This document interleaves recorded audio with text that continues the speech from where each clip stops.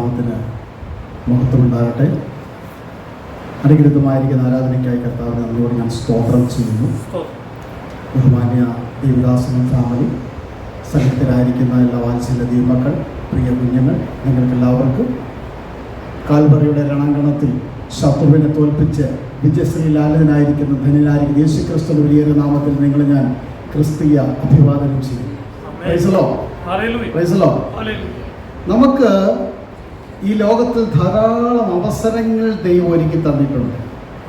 ഈ അവസരങ്ങൾ നമ്മൾ എങ്ങനെ ഉപയോഗിക്കുന്നു എന്നുള്ളതിനാണ് നമ്മുടെ ക്വാളിറ്റി ദൈവം കാണുന്നത്. സ്തോത്രം.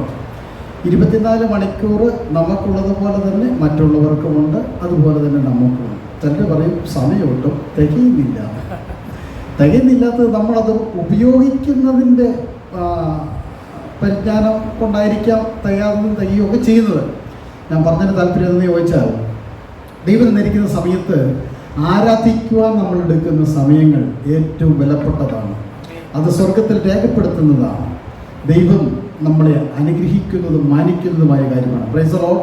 നമ്മൾ വിശുദ്ധ കരങ്ങൾ ഉയർത്തി കർത്താവിനെ സ്തോത്രം ചെയ്യാം. ഹല്ലേലൂയ. ദൈവം നമ്മളെ അനുഗ്രഹിക്കട്ടെ. എന്നെക്കുറിച്ച് പറഞ്ഞ എല്ലാ നല്ല വാക്കുകൾക്കായിട്ട് ഞാൻ ദേവദാസനോട് നന്ദി പറയുന്നു. മക്കളിവിടെ വന്നിട്ടുണ്ട്. അവർക്ക് ഇൻസ്ട്രുമെൻസ് ഒക്കെ വായിക്കുന്നതൊക്കെ ഇഷ്ടമാണ്. പ്രൈസ് ആൻഡ് വർഷിപ്പ് ലീഡ് ചെയ്യുന്നവരാണ്. ഞാനും ഞങ്ങളുടെ പൂമലയുള്ള കൊച്ചു സഭയിൽ പ്രൈസ് ആൻഡ് വർഷിപ്പിൻ്റെ ഉത്തരവാദിത്വമൊക്കെ ഞാൻ ഏറ്റെടുത്ത് ചെയ്യാറുണ്ട്. ഞാൻ ഫസ്റ്റ് സൺഡേയിൽ അവിടെ ഉണ്ടായിരിക്കുകയുള്ളൂ. അങ്ങനെ കുഴപ്പമുണ്ട്. ഇടയ്ക്കുണ്ടെങ്കിൽ ഞാനത് ചെയ്യും. തലേദിവസം വൈകിട്ട് ഞങ്ങൾക്ക് പ്രാക്ടീസ് ഉണ്ട്. ഇന്നത് ആ പാട്ടുകളെല്ലാം അതേപോലെ അവതരിപ്പിക്കും. ആ ഒരു നിലയിൽ ദൈവത്തെ ഒരുമിച്ച് ചേർന്ന് ദൈവത്തെ ആരാധിക്കുന്ന രീതി ഞങ്ങൾക്ക് അവിടെ ഉണ്ട്. അവരൊരുമിച്ച് രണ്ടുപേരും കൂടെ ഇവിടെ ആരാധനയ്ക്ക് വരണമെന്നൊക്കെ പറഞ്ഞ് ഇങ്ങനെ പ്ലാൻ ചെയ്തൊക്കെ ഇരിക്കുകയായിരുന്നു. ഒരു സന്തോഷമാണ്. മാത്യുവിന് അവർക്ക് വലിയ കാര്യമാണ്. അപ്പോൾ ഇവിടെയൊക്കെ പഠിക്കാനൊക്കെ ഇഷ്ടമുണ്ട്. പക്ഷേ മൂത്ത മോന് ദൈവം ഒരു അവസരം വരയ്ക്ക് PGക്ക് പഠിക്കാൻ വേണ്ടി ഒരു ചാൻസ് ലഭിച്ചപ്പോൾ മധുരയ്ക്കടുത്തുള്ള ഡിഡിക്കൽ എന്ന് പറയുന്ന സ്ഥലത്ത് ഒരു MBA കോളേജിൽ ചാൻസ് കിട്ടിയതുകൊണ്ട് അദ്ദേഹം പഠിക്കാൻ പോയി. ഇപ്പോൾ MBAയുടെ ഫസ്റ്റ് സെം കഴിഞ്ഞു. അതിൻ്റെ എക്സാം നടന്നുകൊണ്ടിരിക്കുന്നു. ഇന്ന് മുതലവിടെ പൊങ്കലൊക്കെ ആയതുകൊണ്ട് 2 ദിവസം ലീവൊക്കെ ഉണ്ട്. എന്നിരുന്നാലും ഇവിടെ ഇല്ലാത്തത് കൊണ്ട് അവർക്ക് ആ നിലയിൽ ഒരുമിച്ച് വരാൻ പറ്റിയില്ല. ഇളയ മോന് ഡിഗ്രി ഫൈനൽ ഇയറാണ്. അവരോട് പഠിച്ചുകൊണ്ടിരിക്കുന്നു. ഞങ്ങളുടെ പ്രാർത്ഥനകളിൽ ഈ സഭയെ ഓർക്കാർക്ക്, പ്രത്യേകിച്ച് ദേവദാസിനെ ജോയിസാദിനെ വലിയ കാര്യമാണ്. പ്രാർത്ഥനകൾ ഓർത്ത് ഇങ്ങനെ പറയും. അന്വേഷണം പറഞ്ഞു വിട്ടിട്ടുണ്ട്. പഠനത്തിൻ്റെ ആ തിരക്കിലായതുകൊണ്ട് അദ്ദേഹം നല്ല എൻഗേജഡാണ്. ഒപ്പം ചർച്ചിലെ കീബോർഡ് വായിക്കാനും മറ്റു കാര്യങ്ങൾക്കൊക്കെ വേണ്ടിയിട്ട് ഉത്സാഹിക്കുകയും യൂത്തിൻ്റെ ലീഡറാണ്. കുട്ടികളെയൊക്കെ ഉത്സാഹിപ്പിച്ച് കൊണ്ടുവരുന്നു. ഇവിടുത്തെ മാഷിനെയും കുട്ടിനെയും ഓർ ദൈവത്തെ ഞാൻ സ്തുതിക്കുന്നു. നന്നായി ട്രമ്മൊക്കെ അടിച്ചതിനകത്ത് എൻ്റെ സ്റ്റെമ്മും ബീറ്റും ഒക്കെ നോക്കി അടിക്കാൻ ദൈവം കൃപ തരട്ടെ. അതിനി ശരിയായി വന്നോളും. ശരിയായി തുറക്കുമല്ലേ, കുഴപ്പമൊന്നുമില്ല, എല്ലാം നന്നായി വന്നോളും. ഞാനിങ്ങനെ പറയാറുണ്ട്, നിങ്ങൾ എത്ര പേര് എന്നോട് സപ്പോർട്ട് ചെയ്യുമെന്ന് എനിക്കറിയില്ല. എങ്കിലും ഞാനൊരു കാര്യം പറയുന്നത്, നമ്മൾ ദൈവത്തിന് കൊടുക്കുന്നത് ഏറ്റവും ശ്രേഷ്ഠമായിട്ടുള്ളതായിരിക്കണം എന്നൊരാഗ്രഹക്കാരനാണ് ഞാൻ. ആഗ്രഹം വന്ന എവിടെയാണെന്ന് ചോദിച്ചാൽ, ബൈബിള് വായിക്കുമ്പോഴാണ് ആഗ്രഹം വരുന്നത്. തിരുവചനത്തിൽ എല്ലാ സ്ഥലങ്ങളും നമ്മൾ കാണുന്നുണ്ട്. ദൈവത്തിന് കൊടുപ്പീൻ, യഹോവയ്ക്ക് കൊടുപ്പീൻ, ഏറ്റവും ശ്രേഷ്ഠമായത് ദൈവസന്നിധിയിൽ കൊടുക്കാൻ ഇടയായിത്തീരണം. കുറ്റമറ്റ ആരാധന അർപ്പിക്കാൻ ഇടയായിത്തീരണം. നമ്മൾ കൊടുക്കുന്നത് എന്തായിരുന്നാലും അത് നല്ലതായിരിക്കുവാൻ ഇടയായിത്തീരണം. ഇസ്രായേൽ മക്കളോട് ദൈവം ഇങ്ങനെ പറഞ്ഞു, നിങ്ങൾ നല്ലതിനെയെല്ലാം മാറ്റിവെച്ചിട്ട് കണ്ണുപൊട്ടനെയും ചടന്നുള്ളതിനെയും മുട്ടുള്ളതിനെയും മുടന്നുള്ളതിനെയും ഒക്കെ കൊണ്ടുവന്ന് എൻ്റെ മുമ്പിൽ കൊണ്ടുവന്ന് യാഗം അർപ്പിക്കാൻ വരുന്നുവോ എന്ന് ഇസ്രായേൽ മക്കളോട് ചോദിച്ചൊരു കാര്യം ഞാൻ ഓർക്കുകയാണ്. എന്താണെന്ന് ചോദിച്ചാൽ, ദൈവം പറയുന്നത്, നിങ്ങൾക്ക് ഞാൻ നൽകിയ നന്മയിൽ നിന്ന് നിങ്ങൾ എന്തിനാണ് എനിക്ക് ഇങ്ങനെയുള്ളത് കൊണ്ട് തരുന്നത്? യഹോവയായിരിക്കുന്ന ദൈവത്തിന് അർപ്പിക്കാൻ കൊണ്ടിരുന്നത് എങ്ങനെയുള്ളതായിരിക്കണം എന്നറിയാമോ? ഊനമില്ലാത്തതായിരിക്കണം എന്ന് പറഞ്ഞാൽ വിസിബിലിറ്റി മെൻ അല്ല. ശരീരമായിട്ട് ഒരു പക്ഷെ നമുക്ക് അങ്ങനെ ആയിരിക്കാം, പക്ഷേ ദൈവസന്നിധി അർപ്പിക്കുന്നത് നല്ലതായിരിക്കണം. അതുകൊണ്ട് ഞാൻ പറയുന്നൊരു കാര്യം ഇവിടെയല്ല, ഞാൻ പറയുകയാണ് അതിനോട് ചേർന്ന്. ദൈവത്തിന് നമ്മൾ വരുമ്പോൾ ഒരു സ്തോത്രം പറഞ്ഞാൽ അത് ഊനമില്ലാത്ത സ്തോത്രമായിരിക്കണം. ഒരു ഹല്ലേലൂയ പറയുകയാണെങ്കിൽ അത് ഫുൾ ഹാർട്ടോടും കൂടെ ദൈവത്തിന് ഹല്ലേലൂയ പറയണം. പൂർണ്ണ ഹൃദയത്തോടെ അല്ലാതെ പ്രസംഗം ലീഡ് ചെയ്യുന്ന ആളോ അല്ലെങ്കിൽ ദൈവത്തിനെ ശുശ്രൂഷിക്കുന്ന ആളോ ചർച്ചിന്റെ ലീഡറോ പറഞ്ഞിട്ട് നമ്മളെ കാര്യങ്ങളോട് സ്തോത്രം ചെയ്യാന്ന് പറയുമ്പോൾ എല്ലാവരും കൂടെ പുള്ളിക്കാരനെന്ന് വിചാരിക്കണ്ടല്ലോ എന്ന് വിചാരിച്ച് ഇങ്ങനെ കാണിക്കുന്നത് എന്താണ്? ഒരിക്കലും ഒരു സ്തോത്രമായിട്ട് തമ്പുരാന്റെ പുസ്തകത്തിൽ രേഖപ്പെടുത്തുകയില്ല. അപ്പോൾ സ്തുതി പറയുന്നത് എങ്ങനെയായിരിക്കണം? കർത്താവിന്റെ സ്തുതി പറയുന്നത് എങ്ങനെയായിരിക്കണം? ഹൃദയം നിറഞ്ഞ സ്തുതി ആയിരിക്കണം. അത് ഉള്ളിൻ്റെ ഉള്ളിൽ നിന്ന് വരുന്നതായിരിക്കണം തമ്പുരാൻ അർപ്പിക്കേണ്ടത്. അല്ലാതെ പറയുന്നതൊക്കെ എന്താണെന്നറിയാമോ? അതിന് പറഞ്ഞൊരു വാക്കിങ്ങനെയാണ് മുഖസ്തുതി. അല്ലേ? പറ്റിയ വാക്കാണ്. നമ്മൾ ഹൃദയത്തിൻ്റെ ഉള്ളിൽ നിന്ന് പറയാതെ മറ്റൊരാളിൻ്റെ പ്രേരണ കൊണ്ടോ മറ്റൊരാൾ പറയാൻ പറഞ്ഞിട്ടോ അവിടെ പോയി ഇരിക്കുമല്ലേ, ആരാധനയ്ക്ക് പോയി ഇരിക്കുമല്ലോ എന്ന് പറയാതിരുന്ന് എങ്ങനെയാണെന്ന് വിചാരിച്ച് പറയുന്നതിനൊക്കെ പറയുന്ന പേരെന്താണെന്നറിയോ? മുഖസ്തുതി എന്നാണ്. യഥാർത്ഥ സ്തുതി ഉള്ളിൻ്റെ ഉള്ളിൽ നിന്ന് വരും. അപ്പോൾ ആ നിലകളിൽ അർപ്പിക്കണം. ഇനി കർത്താവിന് പാട്ട് പാടുകയാണെങ്കിൽ ആ പാട്ട് നമ്മൾ എത്ര മനോഹരമാക്കാമോ അത്രയും മനോഹരമാക്കി വേണം നമ്മൾ ആ പാട്ട് അവതരിപ്പിക്കാൻ. ഇത് ആർക്കാ കൊടുക്കുന്നേ? ദൈവത്തിനാണ്. ഇവിടുത്തെ ജോയിസാൻ്റെ ഓർത്ത് ദൈവത്തെ ഞാൻ സ്തുതിക്കുന്നു. കർത്താവ് നല്ല ടാലന്റ് തന്നിട്ടുണ്ടല്ലോ, കർത്താവിനായിട്ട് ഉപയോഗിക്കാനായിട്ട് ദൈവം പ്രയോജനം ചെയ്യുന്നുണ്ടല്ലോ, അതുകൊണ്ട് ദൈവത്തിന് സ്തോത്രം ചെയ്യുന്നു. നമ്മൾ പാടുമ്പോൾ കഴിവതും താളം തെറ്റിക്കാതെയും വരികൾ കൃത്യമായിട്ടും ഭംഗിയായിട്ടും ദൈവത്തിന് അർപ്പിക്കുവാനായിട്ട് നാം തയ്യാറായാൽ ഏറ്റവും ബെസ്റ്റാണ്. അങ്ങനെ തന്നെ ചെയ്യണം. അതുപോലെ തന്നെ ആരാധനയ്ക്ക് വരുമ്പോൾ ഏറ്റവും നന്നായിട്ട് നിങ്ങൾ ശ്രദ്ധിക്കണം. ഈ യൂറോപ്പുകാരെയൊക്കെ ശ്രദ്ധിച്ച് നോക്കുക. അവർ മാർക്കറ്റിലും പുറത്തുമൊക്കെ പോകുന്ന സമയത്ത് അവർ ഇത്രയുള്ള നിക്കറ് വരെ ഇട്ടുകൊണ്ട് എല്ലാവരും ഓടി നടക്കും. ആരാധനയ്ക്ക് വരുമ്പോഴെങ്ങനെയാണ് വരുന്നത് കണ്ടുകൊണ്ടോ? ആരാധനയ്ക്ക് വരുമ്പോൾ അത് ഏറ്റവും മനോഹരമായിരിക്കുന്ന വസ്ത്രം, ആ ഏറ്റവും മനോഹരമായിരിക്കുന്ന കോട്ട്, ഏറ്റവും മനോഹരമായിരിക്കുന്ന ബൈബിള്, ഏറ്റവും മനോഹരമായിരിക്കുന്ന വസ്ത്രങ്ങളൊക്കെ ധരിച്ച് ദൈവത്തിന് അവർ പറഞ്ഞതിൻ്റെ കാര്യം എന്ന് വെച്ചാൽ, ഞാൻ പോകുന്നത് ഈ ലോകത്തിൽ കാണുന്ന മനുഷ്യരുടെ മുമ്പിലല്ല, എന്നെ കാണുന്ന ദൈവത്തിൻ്റെ മുമ്പിൽ ഞാൻ നല്ല ക്വാളിറ്റി ഉള്ളവനായിട്ട് അവിടെ ഇരിക്കണമെന്നാണ്. അപ്പോൾ ഹൃദയം ഒന്നാമത് ക്വാളിറ്റി ആകണം. രണ്ടാമത് നമ്മുടെ വേഷവിധാനത്തിൽ എങ്ങനെയായിരിക്കണം. മൂന്നാമത്തെ കാര്യം എന്ന് പറയുന്നത് ദൈവത്തിന് കൊടുക്കുന്ന കാര്യത്തിൽ നമ്മൾ സ്തോത്ര വഴിപാട് അർപ്പിക്കാൻ വരുമ്പോൾ ഉള്ളതിൽ ഏറ്റവും നല്ലത് ആയിരിക്കണം ദൈവത്തിന് കൊള്ളുന്നത്. ഈ ഓഫർട്ടറി ബോക്സിനകത്ത് ഇടുന്നത് അതിൻ്റെ കൗണ്ടിങ്ങിൻ്റെ വാല്യൂ അല്ല ഞാൻ ഉദ്ദേശിക്കുന്നത്. ഒരു പക്ഷേ എനിക്ക് 10 രൂപയെ ഇടാനുള്ളായിരിക്കാം. ആ 10 രൂപ എന്ത് ചെയ്യണം? ഓരോ നേരത്തെ ഇവിടെ തപ്പി പിടിച്ച് ഓടിച്ചെന്ന് വലിച്ചെടുത്തോണ്ട് വരുന്നതായിരിക്കരുത്. തലേ ദിവസമേ ഒരുക്കി കരുതി വെക്കണം. മീൻ വിൽപ്പനക്കാരൻ്റെയും ഇറച്ചി വിൽപ്പനക്കാരൻ്റെയും ചിക്കൻ കടയിൽ കൊടുക്കുന്ന പൈസയും ചോരയുടെ ഉണങ്ങിപ്പിടിച്ച കറയുള്ളതും ഓട്ടയുള്ളതും ഇതൊന്നും കൊണ്ട് എന്ത് ചെയ്യരുത്? സ്വതരാഴ്ച പാത്രത്തിനകത്ത് ഇടരുത്. ഈ ഉദ്ദേശം എവിടെ കിടക്കുന്നത് ചോദിച്ചാൽ സമയമില്ലല്ലോ, ഞാൻ എടുത്ത് കാണിച്ചു തരാം മുസ്ലിമക്കൾ എങ്ങനെ കൊടുക്കണമെന്നുള്ളത്. ഇത് ഞാൻ കഴിഞ്ഞ 2 ആഴ്ചകളായിട്ട്, അതായത് കഴിഞ്ഞ വർഷത്തിൽ ലാസ്റ്റ് നവംബർ ഡിസംബറിൽ ഞങ്ങളുടെ സഭയിൽ ഫസ്റ്റ് സൺഡേയിൽ എനിക്കാണ് മെസ്സേജ് ഉള്ളത്. അപ്പോൾ ഞാനിങ്ങനെ പറഞ്ഞു, ഞാൻ എടുത്ത് കാണിക്കുന്നില്ല. ഞങ്ങളുടെ പാസ്റ്ററും ഫാമിലിയും ഒരു 3-4 ആഴ്ച നേപ്പാള് മറ്റുള്ള സ്ഥലങ്ങളിലേക്കൊക്കെ അവർ സന്ദർശനത്തിന് വേണ്ടിയിട്ട് പ്രയർ ആർമിയുടെ ഇതിൽ പോയിരിക്കുകയാണ്. ജോയ് പാർക്കൽ ടീം അവിടെ ഇല്ലായിരുന്നു. അപ്പോൾ സഭയോഗം നടന്ന ചർച്ചയിൽ കുറിച്ചെല്ലാം എന്നെ ഏൽപ്പിച്ചിരുന്നു. അപ്പോൾ ആരാധന കഴിഞ്ഞിട്ട് ഓഫർ കിട്ടിയതെല്ലാം കൂടി എണ്ണി കൗണ്ട് ചെയ്ത് റെഡിയാക്കി അതിനകത്ത് സ്ലിപ്പ് എഴുതി ഈ പാത്രത്തിലായിട്ട് അതിൻ്റെ അറേഞ്ച് കൊണ്ട് എന്നെ ഏൽപ്പിച്ചു. ഈ പൈസ ഞാൻ ഇവിടെ വെച്ചിട്ട് ചർച്ചിൽ വെച്ചിട്ട് പോകാൻ എനിക്ക് പറ്റാത്തത് കൊണ്ട് ഞാൻ എൻ്റെ വീട്ടിൽ കൊണ്ടുവച്ചു. വീട്ടിൽ കൊണ്ടുവച്ചിട്ട് ഇതിൻ്റെ കണക്കനുസരിച്ച് പാസ്റ്റർ വരുമ്പോൾ തിരിച്ചെണ്ണി ഏൽപ്പിക്കണമല്ലോ. അപ്പോൾ ഞാനിത് എണ്ണി നോക്കിയപ്പോൾ എൻ്റെ തല മരച്ചുപോയി. തുകയുടെ വലിപ്പം കണ്ടിട്ടല്ല, ഇതിനകത്ത് കിടക്കുന്ന നോട്ടുകളുടെ ക്വാളിറ്റി കണ്ടിട്ട്. ദൈവമേ, പ്ലീസ് അത് ആ ഫോണിൽ ഞാൻ ഓഫ് ചെയ്ത് വെച്ചേക്കണം. അത് വലിയ പ്രശ്നമാണ്. അപ്പോൾ എന്ത് സംഭവിച്ചെന്നറിയാം? കോടതിയിൽ എങ്ങനെ കയറിയിട്ട് ആ ഫോൺ അടിക്കുന്നെങ്കിൽ എന്ത് കിട്ടും? 3 മാസം തടവും കിട്ടും, ഫൈനും കിട്ടും. ഉറപ്പല്ലേ? സർവശക്തനായിരിക്കും ദൈവത്തിൻ്റെ സന്നിധിയിലാണെങ്കിൽ എത്ര കിട്ടുമെന്ന് എനിക്ക് അറിയാൻ വയ്യ. ഞാൻ അതിനോട് കിടക്കുന്നില്ല, അതിനെ ഓഫ് ചെയ്ത് വെച്ചേ. അപ്പോൾ പറഞ്ഞതിന് താല്പര്യം, ഈ നോട്ട് ഞാൻ എടുത്തിങ്ങനെ നോക്കി. ഒരു നോട്ട് എൻ്റെ കയ്യിൽ കിട്ടി, 10 രൂപയാണ്. ആ 10 രൂപ എടുത്തിങ്ങനെ നോക്കിയാൽ ലോകത്തിലുള്ള സകല രാജ്യങ്ങളെ അതിനകത്തൂടെ ഇങ്ങനെ ദർശിക്കാൻ കഴിയുന്നൊരു നോട്ട്. സങ്കടം തോന്നി. ഞാൻ അതിനെക്കുറിച്ച് അവിടെ പ്രസംഗിച്ചു, കാണിച്ചു കൊടുത്തു. ആ നോട്ട് ഇപ്പോഴും വീട്ടിൽ വെച്ചത് ഞാൻ ഭാഷയിൽ കൊടുത്തില്ല, മാറ്റി വെച്ചിട്ട് ഭാഷ കാണിച്ചിട്ട് വീട്ടിൽ വെച്ചിട്ട് വേറെ നോട്ടിട്ടാണ് ഞാൻ കൊടുത്തത്. പറഞ്ഞതിൻ്റെ താല്പര്യം, ദൈവത്തിന് കൊടുക്കുന്നത് ഏറ്റവും നല്ലതായിരിക്കും. ഞാനത് ചെയ്യാറുണ്ട്, എൻ്റെ മക്കളെ ഞാൻ പഠിപ്പിക്കാറുണ്ട്. ഏറ്റവും നല്ലത് നോക്കി ബാങ്കിൽ പോകുമ്പോൾ നല്ലത് നോക്കി ഏറ്റവും കുറച്ച് സീരിയസ് നമ്പർ അനുസരിച്ച് പലതും മേടിച്ചുകൊണ്ട് വന്നിട്ട് അതിൽ നിന്ന് എടുത്തുകൊണ്ട് സ്വതന്ത്രം എല്ലാവരും കൂട്ടതൊന്നും സാധിച്ചോളന്നില്ല. ഞാൻ എൻ്റെ കാര്യം പറയുന്നേ ഉള്ളൂ. പക്ഷെ കൊടുക്കുമ്പോൾ എന്ത് ചെയ്യണമെന്ന് അറിയാമോ?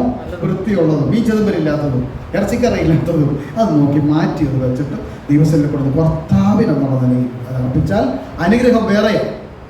ഇത് വെറുതെ പറയല്ല, കറക്റ്റാണ്. നമ്മളതുപോലെ വരുന്ന കാര്യത്തിൽ കറക്റ്റ് സമയം പാലിക്കുക, അവിടെ ഇരിക്കുമ്പോൾ കൃത്യമായിട്ട് സ്തോത്രം ചെയ്യുക, പറയുന്ന വചനങ്ങളെ കൃത്യമായിട്ട് നോക്കുക, അതൊരു ബുക്കിൽ നമ്മൾ കുറിച്ചു വെക്കുക. ഇതൊക്കെ നല്ല നല്ല സ്വഭാവങ്ങളിൽപ്പെട്ടതാണ്. എന്തിനാണെന്നറിയാമോ? മറന്നു പോകാതിരിക്കാൻ. നമ്മുടെ ജീവിതത്തിൽ ക്രൈസിസ് വരുമ്പോൾ, നമ്മുടെ ജീവിതത്തിൽ വലിയ പ്രതിസന്ധിയിൽ കൂടി നമ്മൾ ട്രയൽ വരുമ്പോൾ, ആരോടും തുറന്നു പറയാൻ കഴിയാത്തൊരു പ്രശ്നത്തിൽ കൂടി നമ്മൾ കടന്നു പോകുമ്പോൾ നമ്മൾ ഈ ബുക്കൊക്കെ എടുത്തൊന്ന് മറച്ചു നോക്കണം. നിനക്കുള്ള ആശ്വാസം അതിനകത്ത് ദൈവം എഴുതി വെച്ചിട്ടുണ്ടാവും. എത്രയോ നാളുകൾക്ക് മുമ്പ് ആരോ പ്രസംഗിച്ച വിഷയമായിരിക്കും. ആ പ്രസംഗ വിഷയം ഒരു ചൂണ്ടുവിരൽ പോലെ നമ്മുടെ ഹാർട്ടിനോട് പറയും, ഇതല്ലേ എൻ്റെ ആശ്വാസം, ഇതാണ്, എടുത്ത് വായിക്കാൻ പറയും. എത്ര പ്രാവശ്യം ഞാൻ ആശ്വസിച്ചിട്ടുണ്ട്, ഓരോരുത്തരൊക്കെ അത് ആശ്വസിക്കാൻ ഇടയായി തീർന്നിട്ടുണ്ട്. പാട്ട് പ്രിയ പീറ്റർ സഹോദരൻ അവർ ദൈവത്തെ സ്തുതിക്കുന്നു. നന്നായിട്ട് ആ പാട്ട് പാടാൻ ഇടയായി തീർന്നില്ല. ഇത് വളരെ പഴക്കമുള്ള പാട്ടാണ്. TK സാമുവൽ എന്ന് പറയുന്ന ഇലന്തൂരുകാരനായിരിക്കുന്ന ഒരു ദേവദാസൻ എഴുതിയ പാട്ടാണ്. അതിനകത്ത് പല വരികൾ, ഗിരികളിൽ കൺകൾ ഉയർത്തി ഞാൻ നോക്കും, എവിടെയാണ് എൻ്റെ സഹായം. ആ വരികൾക്കൊക്കെ മാറിയെന്ന് തോന്നുന്നു. ഗിരികളിൽ കൺകൾ ഉയർത്തി ഞാൻ ഓതും. അത് ആ ട്യൂണിലാണത് ചെയ്തിരിക്കുന്നതെങ്കിൽ തന്നെയും അതിന് വരികളെല്ലാം ഒരു ദൈവത്തിനെ സംബന്ധിച്ചിടത്തോളം ജീവിതത്തിൽ വളരെ അനുഗ്രഹം പകരുന്നതാണ്.